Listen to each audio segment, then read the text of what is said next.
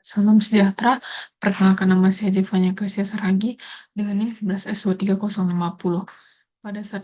Pada kesempatan ini, saya akan mempresentasikan sebuah proyek implementasi Artificial Neural Network untuk melakukan klasifikasi pada dataset iris.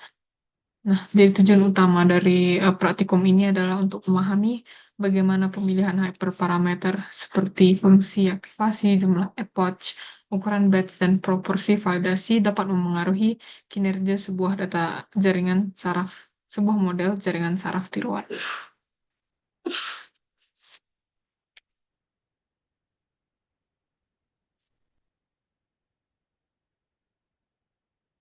Nah, jadi langkah pertama yang dilakukan di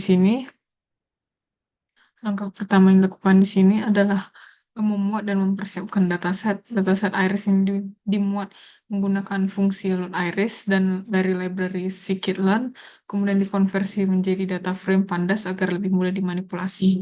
Dari proses ini kita mendapatkan matriks fitur X dengan bentuk 150 baris dan 4 kolom, serta vektor target dengan nilai 150 nilai label kelas.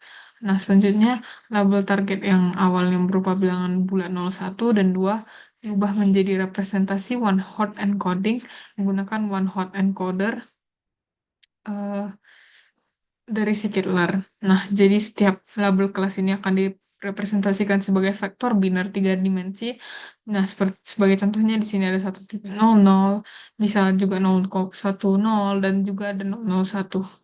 Nah, setelah fitur-fitur X itu dinormalisasi menggunakan standard scalar, jadi proses standarisasi ini mengubah setiap fitur sehingga memiliki rata-rata 0 dan deviasi standar 1. Jadi normalisasi ini sangat penting dalam pelatihan jaringan saraf tiruan karena dapat mempercepat konvergensi gradient descent, mencegah dominasi fitur dengan skala besar, dan membuat proses pelatihan menjadi lebih stabil secara numerik. Nah, kemudian datanya di sini dibagi menjadi data latih sebesar 70% dan data uji sebesar 30% eh, menggunakan train test plate dengan parameter stratify aktif. Jadi penggunaan stratify ini akan memastikan bahwa proporsi setiap kelas terjaga seimbang di kedua subset data sehingga kita memiliki 105 sampel untuk pelatihan dan 45 sampel untuk pengujian. Nah, model ANN yang digunakan dalam proyek ini dibangun menggunakan keras sequential API dari TensorFlow. Jadi arsitektur jaringan ini terdiri dari 3 lapisan dense, yaitu lapisan tersembunyi pertama dengan 10 neuron, lapisan tersembunyi kedua dengan 8 neuron, dan lapisan output dengan 3 neuron. Nah, lapisan-lapisan tersembunyi ini menggunakan fungsi aktivasi yang bervariasi sesuai eksperimen. Sedangkan lapisan output ini selalu menggunakan fungsi aktivasi softmax untuk menghasilkan distribusi probabilitas di antara 3 kelas. Jadi modelnya di sini dikompilasi menggunakan optimizer Adam, fungsi loss categorical consent trophy, dan metrik evaluasi accuracy. Jadi optimizer Adam yang dipilih karena kemampuannya dalam melakukan adaptive learning rate yang terbukti efektif untuk berbagai jenis jaringan saraf. Kemudian ada categorical cross entropy yang digunakan sebagai fungsi loss karena masalah ini adalah klasifikasi multiclass dengan label dalam format one hot encoding. Nah, untuk memahami pengaruh berbagai hyperparameter ini terhadap kinerja model, di sini saya merancang 24 eksperimen yang menggabungkan 3 variasi fungsi aktivasi, 2 variasi jumlah epoch, 2 variasi ukuran batch, dan 2 variasi proporsi validasi. Nah, 3 fungsi ini, aktivasi ini diuji adalah ReLU, Rectified Linear Unit, Sigmoid, dan TAN atau Hyperbolic Tangent. Jadi jumlah epoch yang diuji di sini adalah 100 dan 200, ukuran batch yang diuji adalah 32 dan 64, proporsi validasi yang diuji adalah 15% dan 20%, dan kemudian setiap eksperimen dijalankan dengan konfigurasi hyperparameter yang berbeda. Dan pada setiap eksperimen, modelnya ini dilatih dari awal tanpa menggunakan bobot yang telah dilatih sebelumnya.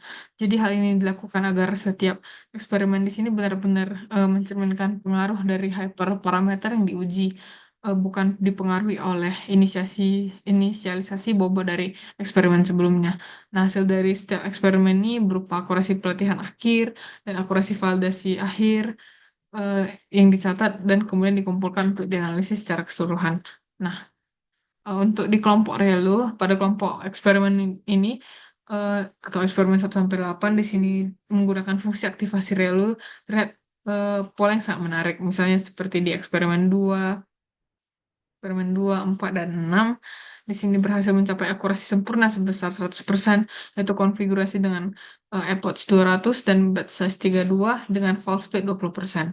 Epoch 200 dan batch size 60 eh, ini dan batch size-nya 64 dengan false split 20%, dan yang keenam di sini ada, nah, epoch 200 batch size 32 dengan split file-nya itu 15%. Ini menunjukkan bahwa Relu bekerja sangat baik ketika model diberikan waktu pelatihan yang cukup dengan 200 epoch. Cenderung memiliki performa yang sebaliknya. Eksperimen dengan 100 epoch itu cenderung memiliki performa yang lebih rendah, terutama eksperimen 5 dan 7 yang hanya mencapai akurasi validasinya 75%. Kita masuk ke kelompok sigmoid. Nah, jadi pada kelompok sigmoid atau eksperimen 9 sampai 16 ini, eh, ini dengan fungsi aktivasi sigmoid secara keseluruhan yang menghasilkan performa paling rendah dibandingkan dua aktivasi lainnya. Jadi akurasi validasi ini terbaik dalam kelompok ini hanya mencapai 90,48% pada eksperimen yang ke-10. Jadi yaitu dengan 200 epoch, batch size 32 dan false split-nya 20%. Jadi beberapa eksperimen pada kelompok ini bahkan hanya mencapai akurasi validasi 50%, khususnya eksperimen 13 dan 15. Nah, rendahnya performa sigmoid ini kemungkinan besar disebabkan oleh fenomena vanishing gradient, di mana gradient menjadi sangat kecil sehingga bobot pada lapisan-lapisan awal hampir tidak diperbarui selama proses backpropagation yang membuat konvergensi model ini menjadi sangat lambat. Kemudian kelompok TAN, yaitu dari yang 17, eksperimen 17. Jadi kelompok eksperimen ini dengan fungsi aktivasi TAN ini menunjukkan konsistensi performa yang paling baik di antara ketiga fungsi aktivasi. Tidak ada satu pun eksperimen dalam kelompok ini yang memiliki akurasi validasi di bawah 90%. Bahkan tiga eksperimen di sini berhasil mencapai akurasi validasi sempurna, yaitu 100%.